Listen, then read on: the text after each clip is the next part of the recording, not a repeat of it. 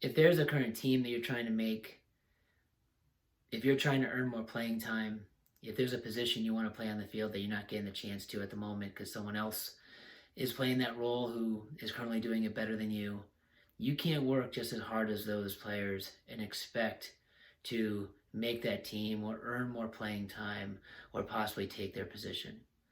Think of your growth and your development as a player as a two-person race. If you're currently behind in the race, in order to catch up to the player in front of you, you can't work just as hard.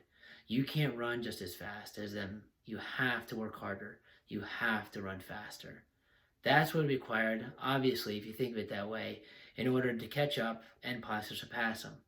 Maybe not immediately, maybe not in a day, a week, a month, a season, 2 seasons, but eventually, if you commit yourself to work harder, run faster, do more than the players in front of you at the time, eventually you will catch up and pass them by.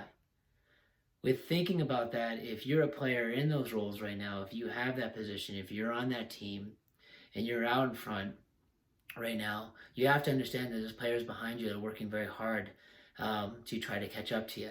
So if you slow down just a little bit or you stop working just a little bit, eventually you're going to get caught. So sometimes who have that position on the team, who are playing most of the game, they stop working hard because they feel like they've already won that race in terms of their development. They're already ahead and they're not going to get caught. And in time, again, maybe not immediately, maybe not after one season, but maybe after several seasons, all of a sudden, they're not having as much success as they did originally. And the players who were behind them in the race are now caught up or possibly in front. So it's a very simplistic way of looking at your development and growth as a player, but in terms of knowing your goals and what you're working towards, you have to understand what that process looks like. You have to understand what's required to catch up. And again, it's never a two-person race. You never just have one person chasing after you, or you're never just trying to chase one player. There are lots of players, and the race is continuous. It goes on. There's no winning the race.